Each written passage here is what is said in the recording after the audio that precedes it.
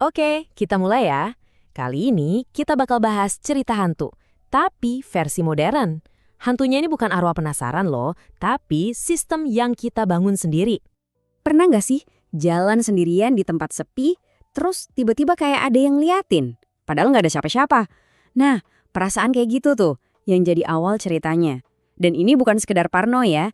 Di kota-kota pintar zaman sekarang, perasaan itu mungkin banget ada benernya. Awalnya tuh dari hal-hal kecil, kayak lampu jalan yang tiba-tiba nyala pas lagi terang benderang. Atau asisten suara di rumah yang mendadak jawab pertanyaan padahal nggak ada yang nanya.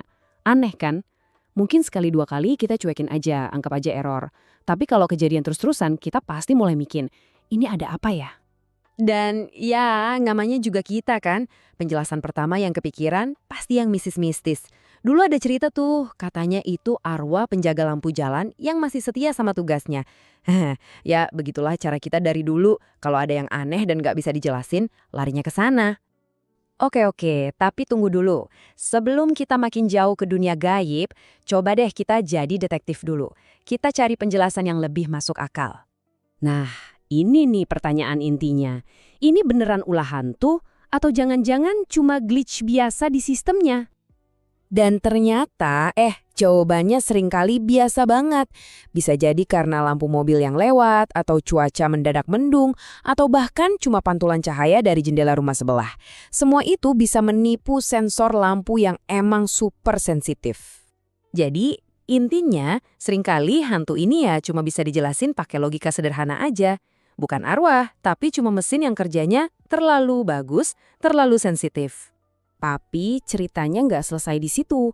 Gimana kalau ternyata nggak sesimpel itu? Gimana kalau kita emang beneran diawasi sama sesuatu yang nggak kelihatan, tapi bukan dari dunia lain? Nah, pertanyaan ini nih yang bikin semua jadi beda. Kita nggak lagi ngomongin alat yang rusak atau error. Kita mulai curiga, jangan-jangan alat ini sengaja dikendalikan. Ada sesuatu di luar sana yang ngatur teknologi di sekitar kita. Diem-diem. Biar paham, kita harus kenal dulu sama teknologi yang namanya sensor peer. Ini sensor yang banyak dipakai di lampu otomatis atau sistem keamanan. Nah, sensor ini beda sama mata kita. Dia nggak melihat cahaya, tapi melihat panas. Yap, jejak panas yang ditinggalkan tubuh kita bahkan setelah kita udah pergi. Lihat deh gambar ini. Ini nunjukin banget cara kerjanya. Buat mata kita, jalanan itu kosong kan? Tapi buat sensor, sisa-sisa panas dari orang yang barusan lewat itu masih ada. Kelihatan kayak hantu termal. Mesin bisa mendeteksinya, tapi kita nggak bisa. Dan bukan cuma soal penglihatan mesin aja loh, pendengarannya juga beda. Pernah dengar soal Dolphin Attack? Itu teknologi yang bisa ngirim perintah ke gadget kita pakai suara frekuensi super tinggi. Telinga kita nggak bakal bisa dengar, tapi mikrofon di HP atau speaker pintar kita bisa banget nangkap. Jadi gini cara kerjanya. Perintah hantu ini bisa diselipin di mana aja. Di video YouTube, siaran radio, atau pas kita lagi di tempat umum. Gadget kita denger, terus langsung melakukan perintahnya. Tiba-tiba lampu nyala, pintu kebuka, dan kita bingung kenapa. Nah, inilah dia hantu di dalam mesin yang sebenarnya. Oke, sekarang coba kita lihat dari sudut pandang yang lebih luas. Ini bukan lagi soal satu lampu atau satu speaker pintar doang. Ini soal keseluruhan jaringannya. Setiap alat berhantu tadi itu cuma satu titik kecil di sebuah jaringan raksasa. Hantu yang sebenarnya itu bukan alatnya, tapi sistem smart city itu sendiri. Sebuah kehadiran yang nggak kelihatan, yang mengawasi dan bertindak seringkali tanpa kita sadar sama sekali. Ada kutipan yang keren banget nih. Kota ini berevolusi menjadi sesuatu yang mulai membaca kita. Keren sekaligus agak ngeri ya. Artinya, kota ini bukan lagi sekedar alat yang kita pakai. Dia udah jadi entitas aktif yang ngumpulin data kita, mempelajari kebiasaan kita, bahkan mungkin bisa nebak apa yang bakal kita lakuin. Dan rasa cemas ini beneran ada loh, bukan cuma teori. Coba bayangin, dari sebuah survei di Jakarta, ternyata 62% warganya itu khawatir data mereka disalahgunakan sama sistem kota pintar. Itu angka yang besar, artinya ketakutan ini nyata dan dirasain banyak orang. Masalahnya jadi makin rumit karena ada yang namanya kesenjangan teknolegal. Gampangnya gini, teknologinya lari kenceng banget tapi aturannya ketinggalan jauh di belakang. Cuma sedikit proyek smart city yang punya aturan jelas soal data.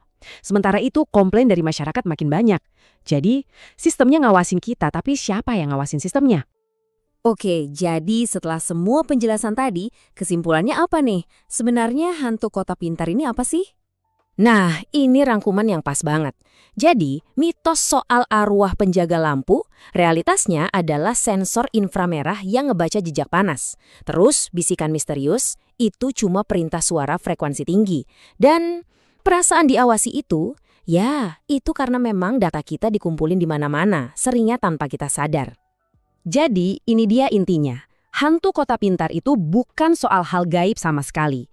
Ini tuh cuma metafora, gambaran buat kecemasan kita sama teknologi. Sistem yang saking rumitnya, saking nggak jelas cara kerjanya, jadi terasa kayak ada kekuatan gaib yang bekerja di luar kendali kita. Sebagai penutup, saya mau tinggalin satu pertanyaan buat Anda. Nanti, kalau Anda lagi jalan sendirian dan ngerasa gak ngeliatin, coba berhenti sebentar. Mungkin itu bukan cuma perasaan Anda. Pertanyaannya sekarang, apa atau siapa yang sebenarnya lagi ngawasin?